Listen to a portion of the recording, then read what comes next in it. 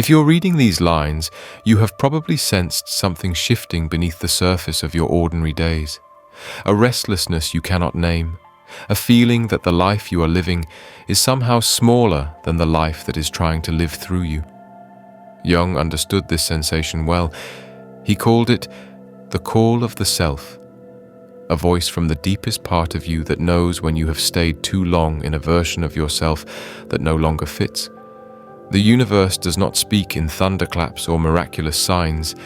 It speaks in whispers, in coincidences too precise to ignore, in doors that suddenly open after years of being locked. But these signals only appear when you have reached a particular threshold, not when you want change, but when you are finally ready to pay the price that change demands. Many people wait their entire lives for the perfect moment to transform. They wait for certainty, for guarantee, for conditions to align perfectly. But Jung knew that readiness does not arrive as comfort. It arrives as disruption, as a cracking open, as the moment when staying where you are becomes more unbearable than stepping into the unknown. This video will not promise you that transformation is easy. It will not tell you that the universe rewards everyone equally. Instead, it will reveal the hidden signs that appear only when your soul has ripened enough to recognize them. The markers that indicate you are no longer just wanting a different life. You are finally ready to become a different person. Are you prepared to see what the universe has been trying to show you all along? When your narrative no longer convinces even you, there is a moment that arrives before every genuine transformation.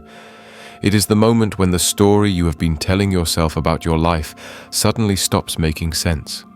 Not all at once, but gradually. Like a photograph left in the sun too long, the colors fading until you can barely recognize what it once showed. Jung called this the dissolution of the persona, the breakdown of the mask you have worn so long you forgot it was removable. For years, maybe decades, you have told yourself a particular story. I am the responsible one. I am not the kind of person who takes risks. I stay because love means loyalty. I cannot leave because I am needed here. These stories functioned as protection. They gave you a role to play, a script to follow when life felt uncertain. But now, when you repeat these same phrases, something inside you recoils. The words feel hollow. You hear yourself explaining your choices to others, and even as the justifications leave your mouth, you know they are no longer true. This is not weakness. This is readiness beginning to announce itself, the moment your excuses become transparent. Think about the last time you defended a choice you knew was wrong for you. Perhaps someone asked why you stayed in a job that drained you, and you said, "It's stable. I need the security." But as you spoke, you felt the lie sitting heavy on your tongue. Because the truth, the one you were not yet ready to say aloud, was that you were afraid.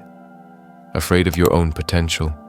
Afraid of discovering that you are capable of more, and then being responsible for that capability. Or consider a relationship that has been dying slowly for years. When friends ask how you are, you say, "We're working through things. It takes time." But you know, in the part of you that cannot be deceived, that you stopped working through things months ago. You are simply delaying the inevitable because the fear of loneliness feels larger than the loneliness you already live with. Jung understood that humans will maintain any story, no matter how painful, if that story provides the illusion of control. We prefer familiar suffering to unknown possibility. We choose the prison we know over the freedom we cannot yet imagine. But readiness begins the moment your old story collapses under the weight of its own contradictions. When you can no longer say the words without feeling like a stranger to yourself. When the justifications sound absurd even to your own ears. The crack that lets the light in. There is a Japanese art form called kintsugi, the practice of repairing broken pottery with gold. The philosophy behind it is that the breakage and repair are part of the object's history and should be honored rather than hidden. The cracks are not flaws. They are where the gold enters. Your collapsing story is your kintsugi moment. The cracks are forming not to destroy you, but to let something truer pour in. Jung believed that psychological breakdown is often psychological breakthrough disguised. The structure that is crumbling was never meant to hold the person you are becoming. I once knew a woman named Sarah who spent 15 years building a career in finance. She was excellent at it, promoted regularly, respected by colleagues, financially secure. But around year 12, she noticed something peculiar. Every Sunday night, she would feel a weight descending on her chest. By Monday morning, she would need to give herself pep talks just to get out of bed. She told herself it was normal. Everyone dreads Monday, she thought, but the dread intensified. She began having dreams where she was trapped in glass boxes, visible to everyone but unable to speak. One day, sitting in a meeting about quarterly projections, she heard herself thinking, "None of this matters. None of this has ever mattered to me." And in that moment, her entire story, the story of the ambitious finance professional who was building something meaningful, shattered like ice hitting pavement. She did not quit immediately, but the crack had formed. And once you see through your own story, you cannot unsee it. Within 6 months, she had left to study landscape architecture, something she had loved as a child but abandoned because it was not practical. She told me, "I had to stop being the character I was playing and become the person I was supposed to be all along." The unbearable lightness of seeing clearly. When your old story collapses, you enter a disorienting state. You no longer have the comfortable lies to lean on, but you have not yet built a new truth to replace them. This is what Jung called standing in the tension of opposites, holding the contradiction of no longer being who you were, while not yet knowing who you are becoming. Most people cannot tolerate this state. They immediately construct a new story, slightly different from the old one, but still fundamentally serving the same purpose, to avoid facing the raw reality of their own freedom and responsibility. They trade one mask for another without ever seeing their actual face. But if you can stay in this discomfort, if you can resist the urge to immediately explain yourself, justify yourself, or create a new persona, something extraordinary happens. You begin to see yourself clearly for the first time, not through the filter of who you think you should be or who others need you to be, but as you actually are beneath all the stories. This clarity is uncomfortable because it comes with responsibility. Once you see that you are the author of your own story, you can no longer blame the characters, the setting, or the plot twists. You must either change the story or admit that you are choosing to keep it the same. And this is precisely when the universe begins to pay attention. Because the universe does not respond to wanting, it responds to clarity. And clarity only emerges when your old story has collapsed completely and you are standing naked in the truth of who you actually are. If you have felt your own story crumbling recently, if the words you have always used to describe yourself suddenly feel like they belong to someone else, then leave a single word below: crumbling. Sometimes naming the dissolution is the first step toward reconstruction. When your body refuses to pretend anymore, and once your story has cracked, you will notice something happening in your body that you cannot will away. An exhaustion that is not about sleep, a weariness that rest does not cure. Jung called this the exhaustion of the false self, the moment when your entire system, psychological and physical, rebels against continuing to be someone you are not. This is not burnout from working too hard. This is soul fatigue from living incorrectly, from spending years performing a role that requires you to suppress your actual nature, from smiling when you want to scream, from staying when everything in you wants to leave, from saying, "I'm fine," when the truth is you have been slowly disappearing into your own life. The exhaustion of readiness is distinct. It shows up as a deep reluctance to continue familiar patterns, even when those patterns are not objectively difficult. You wake up and the thought of going through the same conversations, the same routines, the same performances feels impossible. Not hard. Impossible. Your body simply will not cooperate anymore. The rebellion you cannot control. I knew a man named Thomas who was a pastor for 20 years. He loved his congregation, believed in his work, felt called to serve. But around year 18, something shifted.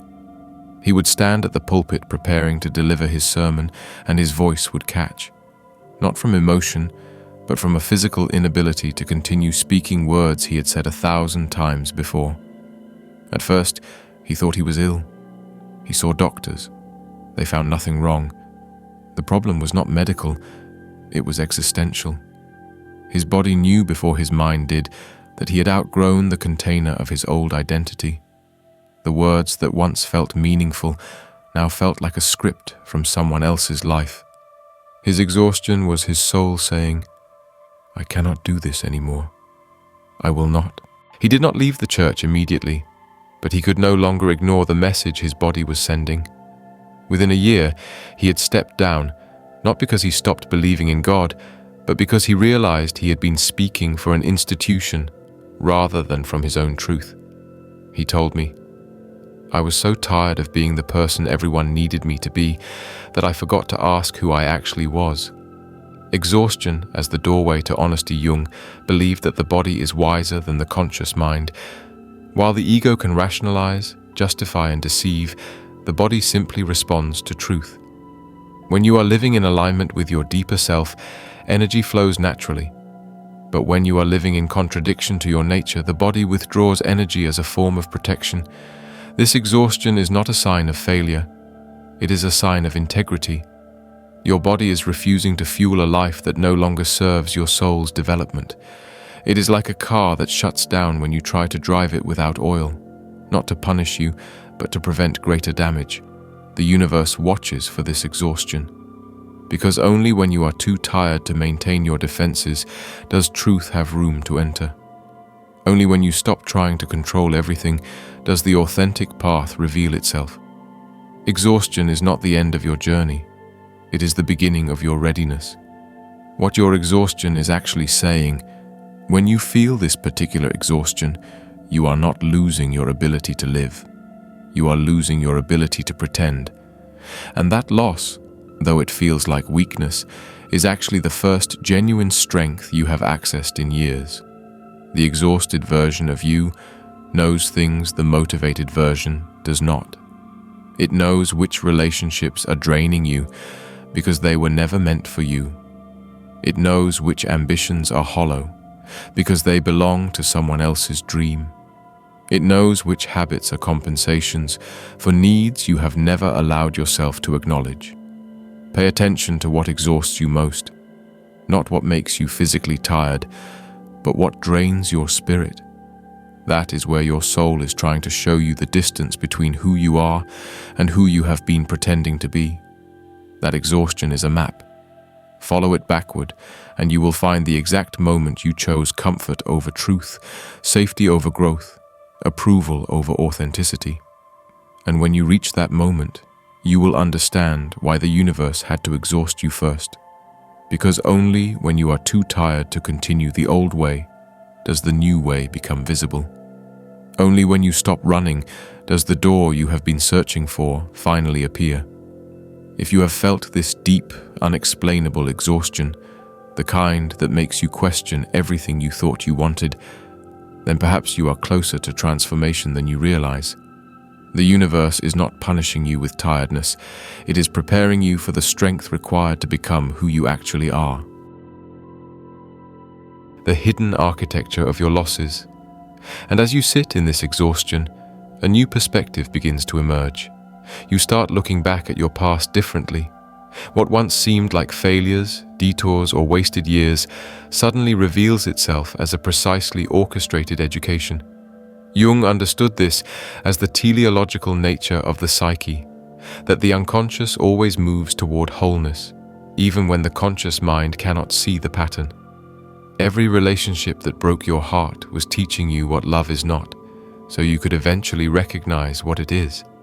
Every job you lost was removing you from a path that would have led away from your true calling. Every dream that died was clearing space for a deeper dream, one aligned with who you were becoming rather than who you thought you should be. This is not spiritual bypassing, pretending that pain did not hurt or that loss was secretly good. The pain was real, the grief was legitimate. But from the vantage point of readiness, you can see that nothing was wasted. Everything was preparation, the job you didn't get. Think about a specific failure that devastated you.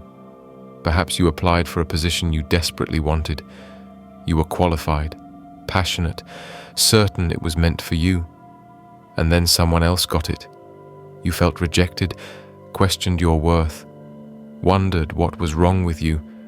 But 2 years later, you heard that the company collapsed, or the role was nothing like it appeared, or the person who got the job ended up miserable.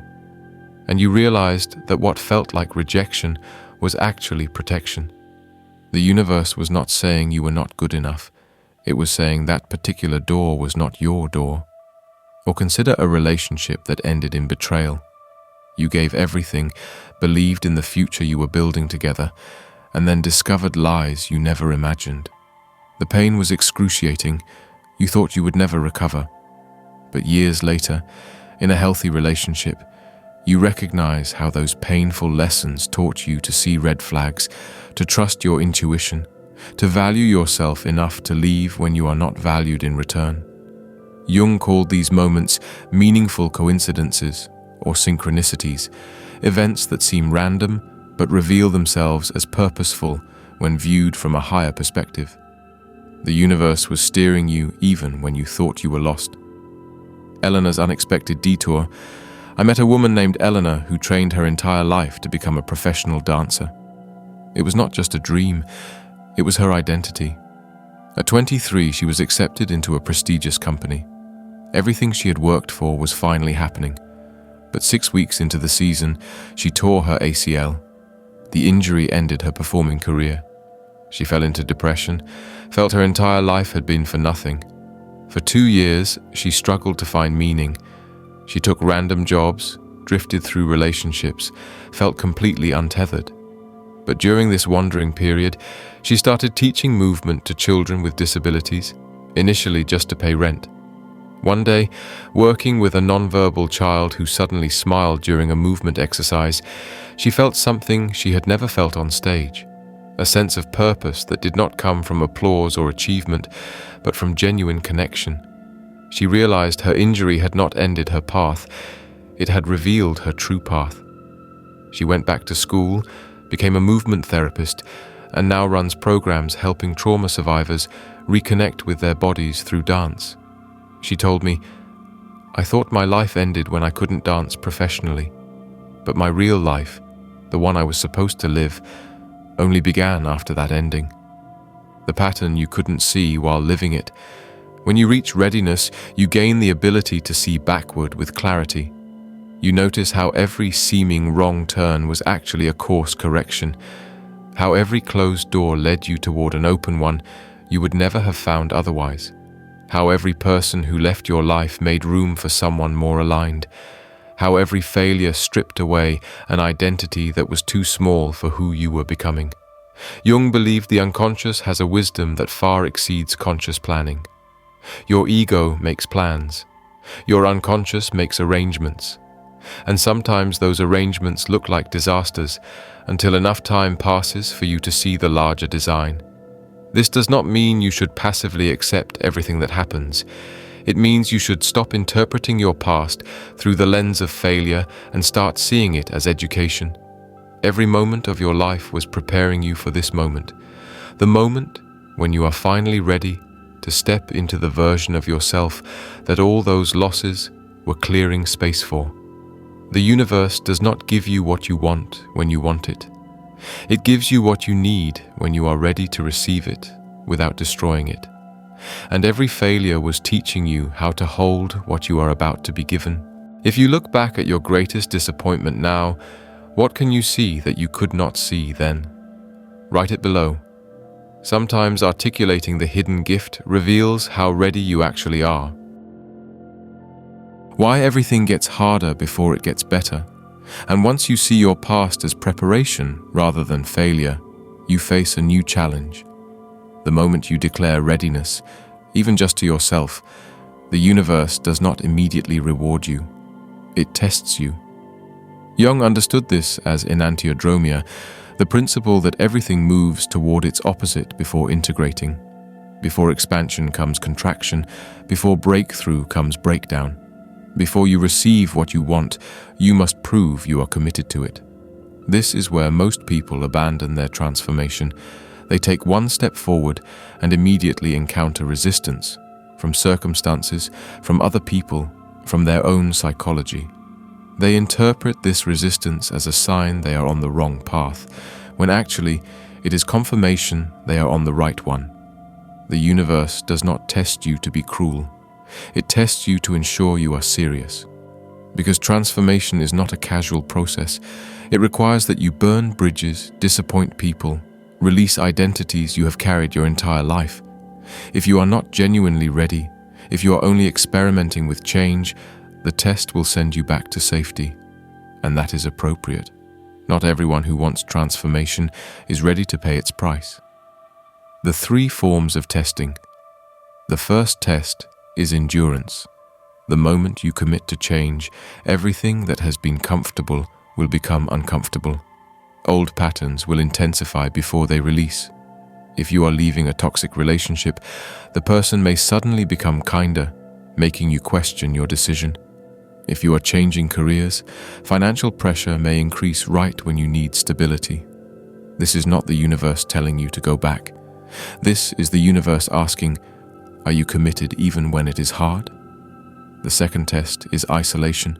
When you change, you will temporarily lose resonance with your old world before finding your new one. Friends will not understand. Family will worry. You will feel alone in ways you have never felt before. This is not punishment. This is purification. The universe is removing everyone who was only compatible with your old self, making room for those who will resonate with your new one. But first, you must be strong enough to stand alone. The third test is identity dissolution. You will reach a point where you no longer know who you are. The old version has died, but the new version has not yet solidified. You will feel lost, confused, uncertain. This is the most dangerous moment because the temptation to retreat to your old identity will be overwhelming. But if you can stay in this void, if you can tolerate not knowing, you will emerge as someone new. This is what Jung called the nigredo stage in alchemy, the blackening, the dissolution that must happen before the gold can be refined. Marcus and the job offer. I knew a man named Marcus who had been unhappy in corporate law for 15 years. He finally decided to quit and pursue writing, something he had wanted to do since college, but had been too afraid to attempt. The day after he gave notice, he received a job offer from a competing firm, double his salary, better title, everything he had once thought he wanted. For 3 days, he agonized. The money was significant. The opportunity was real. Maybe he was being impractical. Maybe he should stay in law and write on the side. But deep down, he knew this was a test. The universe was asking, were you serious about changing your life, or were you just complaining about it? He turned down the offer. The next 6 months were brutal. Financial stress, self-doubt, long days with no validation. But he wrote every day. And eventually, he finished a manuscript, found an agent, and published a book that became a quiet success. He told me, if I had taken that job, I would have been comfortable, but I would have died inside. The test saved me from choosing comfort over truth. Why you must pass alone. The universe tests you privately. No one sees these moments. No one knows the choices you are making in the solitude of your own mind. And that is precisely the point. Because transformation is not about performing change for others. It is about becoming something true when no one is watching, when no one is applauding, when the only reward is integrity itself. If you pass these tests, if you endure when it is hard, stand alone when it is lonely, tolerate not knowing when it is terrifying, then the universe recognizes you as someone who is genuinely ready. And that is when the doors begin to open. Not because you deserve them, but because you are finally strong enough to walk through them without collapsing. But if you fail these tests, it does not mean you are weak. It means you are not ready yet, and there is no shame in that. Readiness is not moral superiority. It is developmental timing. You will be tested again and again, until the moment when staying in your old life becomes more unbearable than facing any test the universe could design. The question is not whether you will be tested. The question is, when the test comes, will you recognize it for what it is? The capacity to hold what you ask for. And if you pass the tests, if you endure, stand alone, and tolerate uncertainty, you reach a threshold where the universe must ensure you are not only committed, but capable. This is where Jung's concept of psychological integration becomes essential. You can want something with your entire being, but if you do not have the internal structure to hold it, the universe will not give it to you, not out of cruelty, but out of protection. Self-worth, in Jungian terms, is not about feeling good about yourself or having high self-esteem. It is about having a psyche that is integrated enough to contain complexity, conflict, and growth without fragmenting. It is the difference between a cracked vessel that leaks whatever is poured into it and a whole vessel that can hold what it receives. Most people think they want love, success, freedom. But when these things arrive, they unconsciously sabotage them because their internal structure cannot accommodate the expansion these gifts require. Jung observed this pattern repeatedly. People who pray for change but panic when change arrives. People who crave intimacy but push away anyone who gets too close. People who want abundance but find ways to lose money the moment they earn it. The universe watches for this. It will not place something in your hands that you will immediately drop. The woman who could not receive. I once worked with a woman named Claire who deeply wanted a committed relationship. She had been single for 7 years, felt lonely, genuinely believed she was ready for partnership. Then she met someone, kind, stable, emotionally available, genuinely interested in her. Everything she said she wanted. But within weeks, she found herself creating distance. She would pick fights over small things. She would misinterpret his words as criticism. She would pull away whenever he tried to get closer. When we explored what was happening, she realized she had spent her entire life believing she was unworthy of healthy love. Her father had been emotionally absent. Her previous relationships had been with emotionally unavailable men. The pattern was so deep that kindness felt foreign, almost threatening. Her psyche was structured to handle neglect, not nourishment. When nourishment appeared, her system did not recognize it. She could not hold it because she had never built the capacity to receive it. This was not a moral failing. It was a developmental truth. She had to do the internal work of expanding her sense of self before she could sustain the relationship she claimed to want. What integration actually means, Jung described psychological integration as the process of making the unconscious conscious, bringing hidden parts of yourself into awareness so they stop controlling you from the shadows. When you are integrated, something fundamental shifts in how you experience reality. You gain the ability to hold paradox. You no longer need people to be all good or all bad. You can love someone and be frustrated with them simultaneously. You can succeed and still feel uncertain. Integration means you can contain contradictions without fragmenting into pieces. You develop the capacity to tolerate intensity. When good things happen, you do not immediately create drama to return to familiar chaos. When bad things happen, you do not collapse entirely. You have emotional range and resilience that allows you to stay present through the full spectrum of human experience. You learn to take responsibility in a deeper way. You stop blaming external circumstances for internal states. You recognize that while you cannot control what happens to you, you can control how you respond. And that response determines your reality more than the event itself ever could.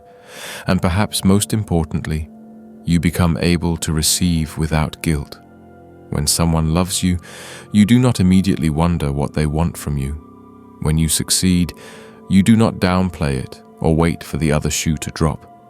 You can accept good things as appropriate rather than suspicious, as gifts rather than traps. These capacities are not innate. They are built through the difficult work of facing your shadow, the parts of yourself you have denied, repressed, or projected onto others. And this work is precisely what the universe requires before it will grant you what you have been asking for. The architecture of readiness. Think of your psyche as a building. If the foundation is weak, you cannot add additional floors no matter how much you want to expand upward. The structure will collapse. The universe knows this. It will not give you the relationship, the success, the opportunity, the freedom, until it sees that you have strengthened the foundation enough to support it. This is why readiness often comes after crisis. Crisis cracks the old structure, forcing you to rebuild from a deeper foundation. The painful experiences you went through were not punishments, they were renovations. The universe was tearing down the weak structures so you could build something capable of holding your future. When you reach true readiness, you stop asking, "Why don't I have what I want?" and start asking, "What part of me needs to grow so I can hold what I'm asking for?" That shift in question is the shift from victim consciousness to creator consciousness. And creator consciousness is what the universe responds to. If you are ready to stop blaming circumstances and start examining your own capacity to hold complexity, growth, and goodness, then you have crossed a threshold most people never reach. The universe is no longer testing your commitment, it is preparing to deliver. When your growth threatens their comfort, and as you build this capacity, as you integrate your shadow and strengthen your foundation, something unexpected happens. The people closest to you begin to resist, not because they do not love you, but because your transformation destabilizes the entire system they have grown comfortable with. Jung called this the social unconscious, the invisible agreements groups make to keep everyone at the same level of awareness, so no one has to feel uncomfortable about their own stagnation. Your family, your friends, your colleagues, they all have an unconscious investment in you remaining who you have been. Because if you change, they must either change with you or confront the fact that they are choosing not to change. And for most people, confronting that choice is more uncomfortable than pressuring you to stay the same. This resistance rarely appears as direct opposition. It comes disguised as concern, as love, as practical advice. "I am worried about you. This does not seem like you. Are you sure you are not making a mistake?" These phrases sound caring, but beneath them is fear. Fear that your evolution will leave them behind. Fear that your courage will highlight their cowardice. Fear that your new life will indict their old one. The family that could not adapt. I knew a woman named Priya who grew up in a family where everyone was a doctor. Her parents, her siblings, her aunts and uncles. Medicine was not just a career, it was the family identity. Priya went to medical school to please them, but by her third year, she knew it was not her path. She wanted to study philosophy, to teach, to write. She wanted a life of ideas rather than procedures. When she told her family she was leaving medical school, they did not celebrate her clarity. They panicked. Her mother cried. Her father stopped speaking to her. Her siblings said she was throwing away her future. They were not angry because she was making a mistake. They were angry because her choice exposed that they had never questioned whether medicine was right for them. Her freedom forced them to look at their own lack of freedom. Priya left anyway. For 3 years, her family barely spoke to her. But eventually, something shifted. One of her brothers admitted he had always wanted to be an architect, but felt too afraid to disappoint their parents. Her cousin confessed she had stayed in a specialty she hated because she thought she had no choice. Priya's transformation had given them permission to question their own paths. But first, they had to resist her, because her courage was a mirror they were not ready to look into. Why resistance is confirmation. When you change and others resist, it does not mean you are wrong, it means you are right. Because authentic transformation always disrupts systems. It breaks unspoken contracts. It forces people to see possibilities they have been avoiding. And most people, when confronted with their own potential, would rather attack the person reflecting it back to them than do the work of actualizing it themselves. Jung wrote, The most terrifying thing is to accept oneself completely. And when you begin accepting yourself completely, you become terrifying to others, not because you are aggressive or unkind, but because you are no longer performing the role they need you to play. You are no longer managing their discomfort. You are no longer shrinking so they can feel big. And that absence of performance is so rare, so honest, that it unsettles everyone who encounters it. How to move forward without abandoning yourself. The temptation, when facing this resistance, is to either collapse back into your old role to restore harmony, or to cut everyone off and become isolated in your transformation. But Jung taught a third path, differentiation without severance. You can grow without needing others to approve. You can change without needing them to understand. You can love people while also recognizing they cannot come with you to where you are going. This is mature love, holding affection for others while also honoring the distance your growth requires. Some relationships will survive your transformation. They will stretch and reconfigure around your new shape. Others will not, and that is not a failure on anyone's part. Some connections are meant to last forever. Others are meant to last exactly as long as they did. The universe arranges both kinds, and both kinds serve your development. Your responsibility is not to make others comfortable with your growth. Your responsibility is to grow and allow others the dignity of their own choices, to grow with you, to step back, or to resist. You cannot control their response. You can only control your commitment to becoming who you are meant to be. And when you move forward despite their resistance, something remarkable happens. Those who are meant to stay recalibrate and find you again at your new level, and those who leave create space for new people, people who resonate with who you are now rather than who you used to be. The universe is not taking people from you. It is rearranging your life to match your frequency. And that rearrangement, though it feels like loss, is actually precision. If you have felt the resistance of people you love as you begin changing, know that this is not a sign to stop. It is a sign that you are finally becoming real. The isolation that precedes emergence. And as your old world resists and certain relationships reconfigure or fall away, you enter perhaps the most challenging phase of transformation, profound loneliness. But this is not the loneliness of being abandoned. This is the loneliness of becoming. Jung called it the desert phase, a necessary period of solitude where the old self dies and the new self gestates in silence. This loneliness has a particular quality. You are not lonely because no one is around. You are lonely because no one understands what you are going through. Your old friends cannot relate to who you are becoming. Your new community has not yet arrived. You exist in a between space where you belong fully to neither world. Most people cannot tolerate this phase. They immediately rush to fill the void, jumping into new relationships, surrounding themselves with people who do not actually know them, staying busy to avoid the silence. But Jung understood that this loneliness is not a problem to solve. It is a sacred initiation. It is the space where you must learn to be enough for yourself, because soon you will be called to hold space for others, and you cannot give from an empty vessel.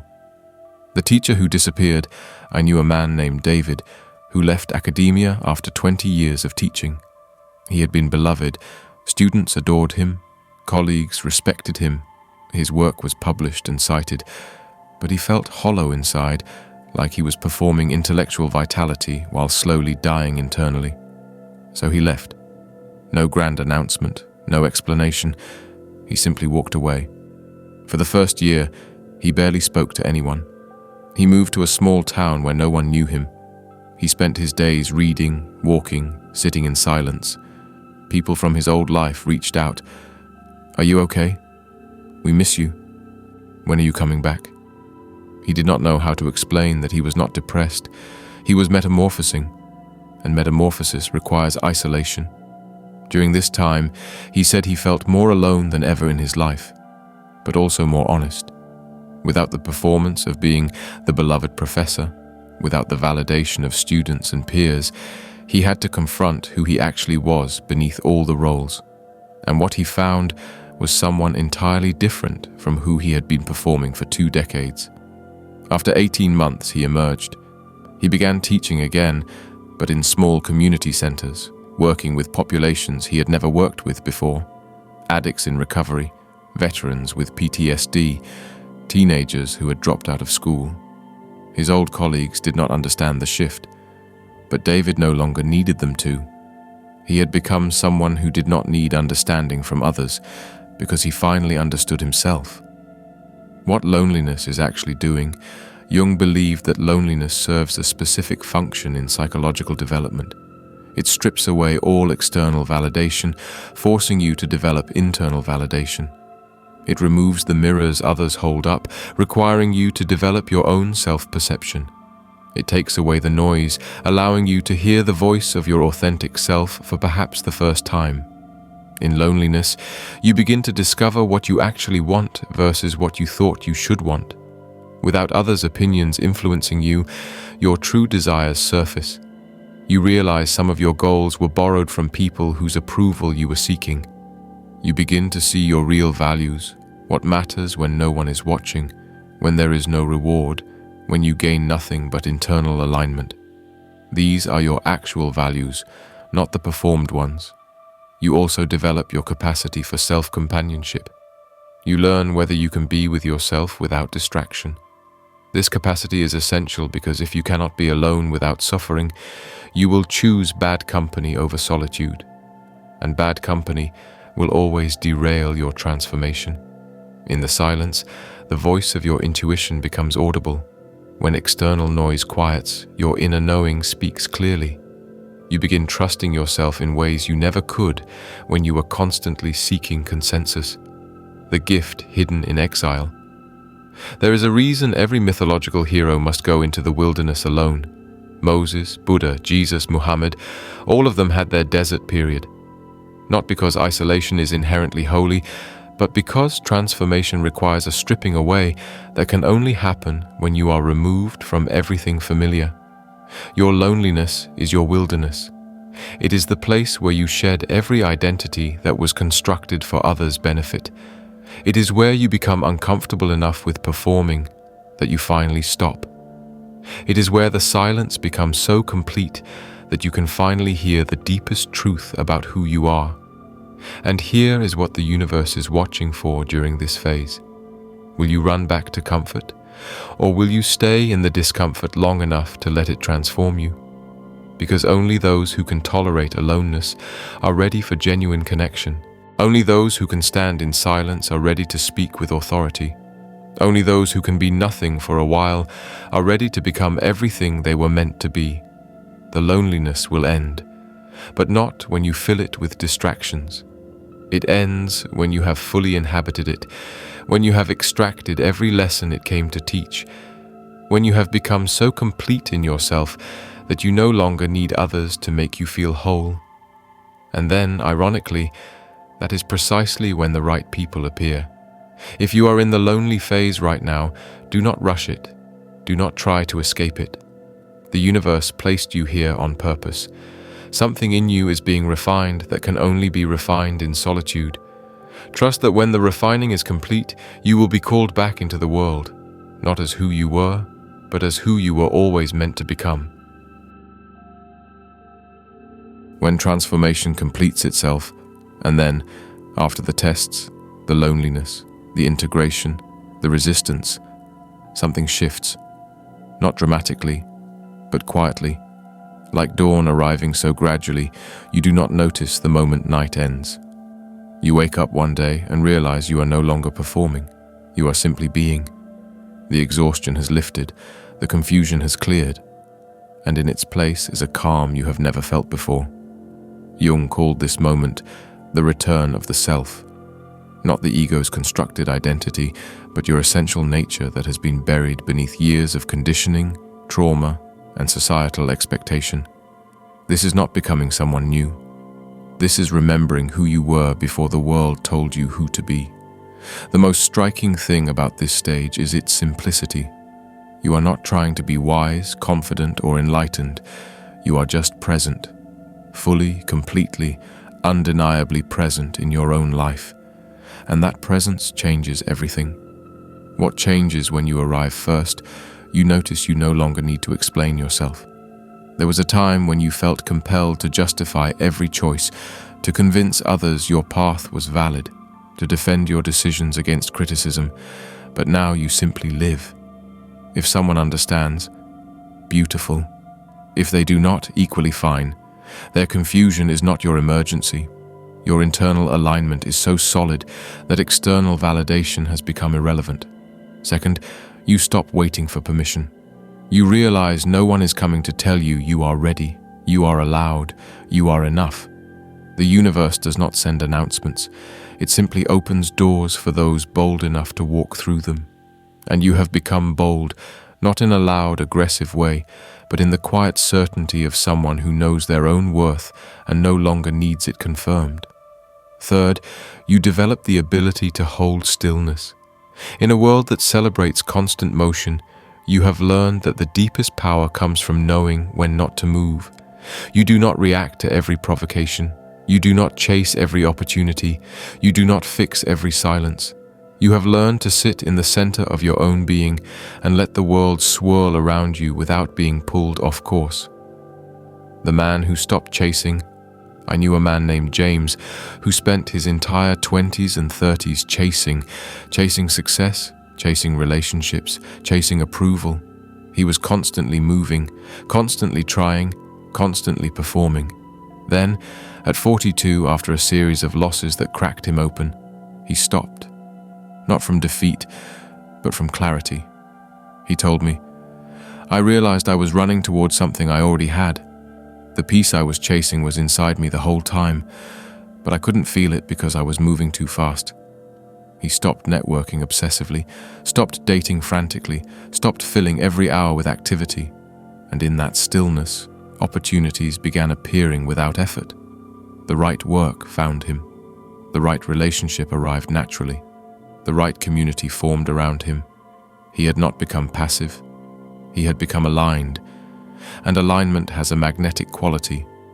When you are no longer chasing, you begin attracting. The universe recognizes someone who has stopped running and starts bringing things to them.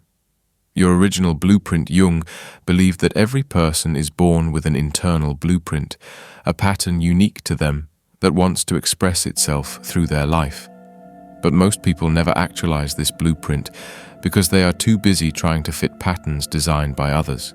Parents, culture, society, trauma, all of these impose structures that bury the original design. Transformation is not about creating something new. It is about excavating what was always there. It is archaeology, not construction. You are digging through layers of conditioning to reach the bedrock of your essential self. And when you finally reach it, you recognize it immediately. It feels like home in a way nothing else ever has. This original self is not perfect. It is not without flaws, wounds, or edges, but it is real. And real always feels better than perfect, because perfection is a performance while realness is presence. The universe does not reward perfection. It rewards authenticity. And authenticity can only emerge after you have stripped away everything false. The final invitation. If you have walked this entire journey, through the collapse of your story, through exhaustion, through pain as preparation, through tests and isolation and resistance, then you know something most people will never know. Transformation is not about becoming better. It is about becoming true. The universe was never withholding from you. It was waiting for you to grow strong enough, clear enough, integrated enough to hold what it always intended to give you. And now that you have done the work, now that you have passed through the fire and emerged not burned but refined, you are finally ready. Not ready for a perfect life, ready for a real one. Ready to live from your center rather than your circumstances. Ready to create rather than react. Ready to stand in your own authority rather than seeking it from others. Jung said, "The privilege of a lifetime is to become who you truly are." You have just claimed that privilege, and everything that follows, every relationship, every opportunity, Every challenge will be different because you are different. Not because you changed who you are, but because you finally stopped being who you are not. The universe has been showing you signs all along. You are ready now to see them. And if you have stayed until these final words, perhaps you already know what this journey has been revealing.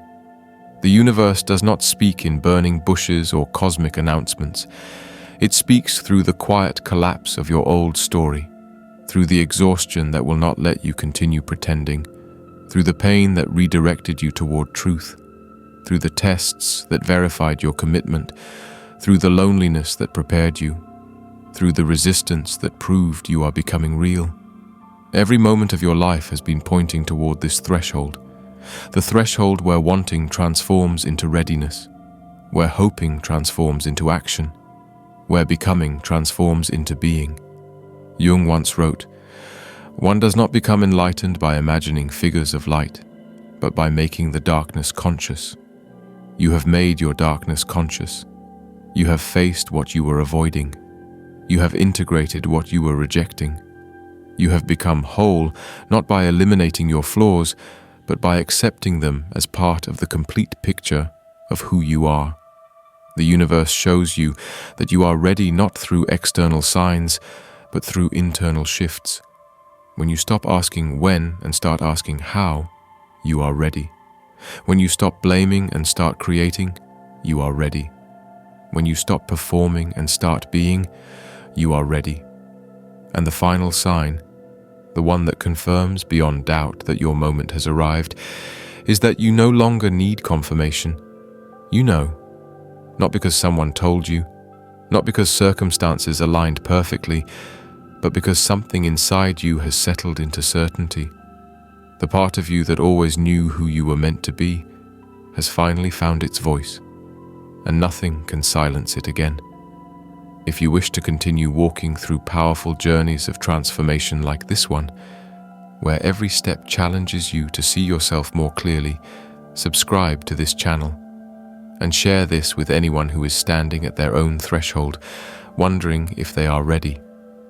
Sometimes the answer they have been searching for is simply this: you would not be asking the question if you were not already prepared to walk through the door. You are not alone on this path. We will continue walking together.